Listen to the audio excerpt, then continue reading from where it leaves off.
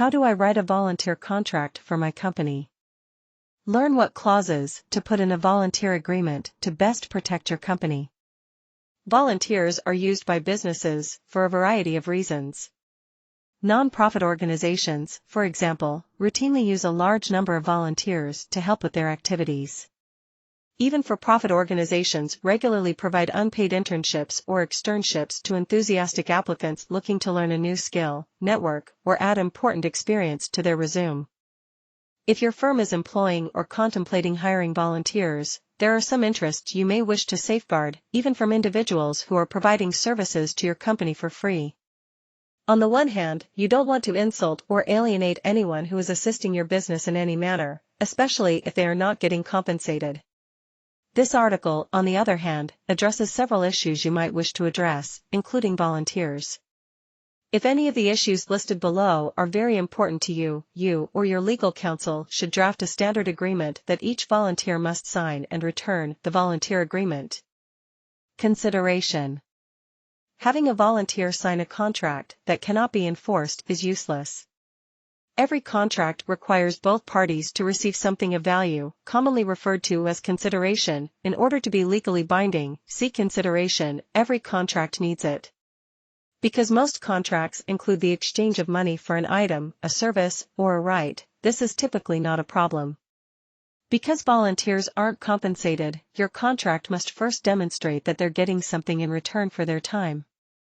As an example, take the following description of the compensation given to volunteers who worked for a for-profit life coaching company. The parties acknowledge and agree that the volunteer will receive significant benefits as a result of the volunteer's performance of the volunteer services, including, but not limited to, administrative and support training in a professional environment, 2. Marketing experience, 3. Complimentary attendance at company events, and/or 4. Training in writing skills and other creative disciplines. When drafting this portion of the agreement, feel free to be thoughtful and imaginative. Your explanation of the volunteer's advantages should be as thorough, broad, and meaningful as possible, making it simpler to show that the parties legitimately transferred valued consideration in good faith. Confidential information. Volunteers, like regular workers, frequently have access to non-public, confidential information that your organization may want to keep private for a variety of reasons. Even non-profit organizations have an incentive to keep their secret information, such as client lists, suppliers, financial information, personnel data, know-how, and processes, safe from the private sector and others. Furthermore, extra legal requirements for the protection of sensitive information may exist in your business.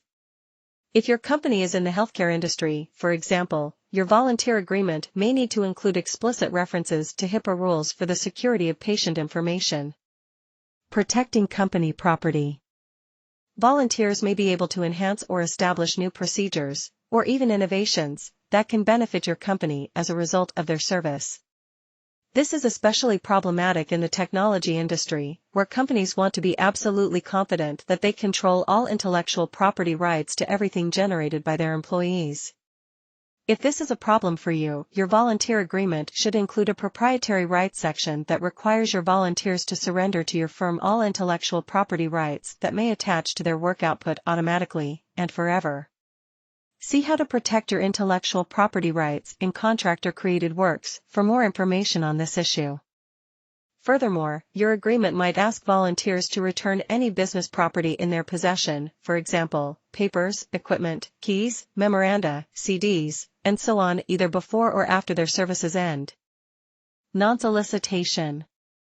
During their tenure with a firm, volunteers, like normal employees, typically form deep, good working connections.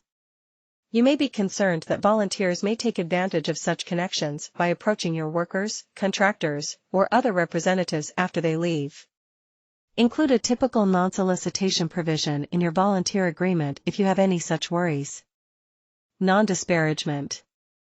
Volunteers are frequently viewed as a valued commodity due to the unusual nature of working for a company without remuneration. As a result, one would assume that they would be less inclined to trash the firm after their leave than a normal employee. However, because no one can foresee the reasons behind a person's departure, whether they're a paid employee or a volunteer, feel free to include a non-discrimination clause. Volunteer status. Your volunteer agreement must state that volunteers are not regarded workers for legal purposes, and that your firm will not be liable for paying any taxes on behalf of any volunteer, just as it does when hiring independent contractors. The following are some examples of clauses.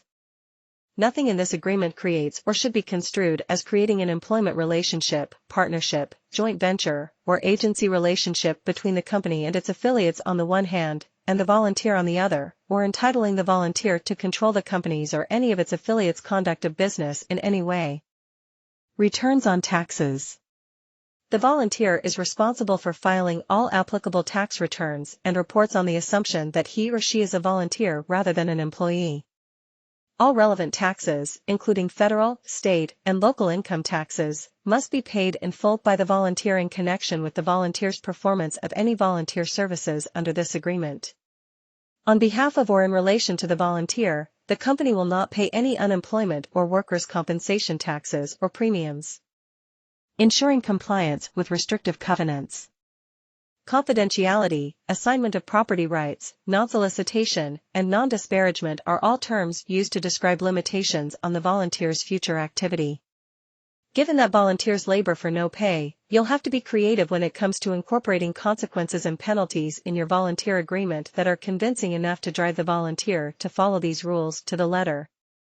Drafting your volunteer agreement. If you don't have access to a corporate counsel to help you create your volunteer agreement, use the instructions in how to draft a letter agreement or an MOU and 10 tips for making solid business agreements and contracts. Presenting the agreement to your volunteers. It's important to remember that you should have each volunteer sign your volunteer agreement before they start working for your company. Given that volunteers are volunteering their time and effort to your organization, delivering such an agreement to them might be a touchy subject. Always remember, though, to portray the agreement in the most casual and regular manner possible. Explain that it's a typical administrative paperwork that all volunteers must sign if necessary. And if things get too much for you, you can always blame it on your attorneys. That generally works.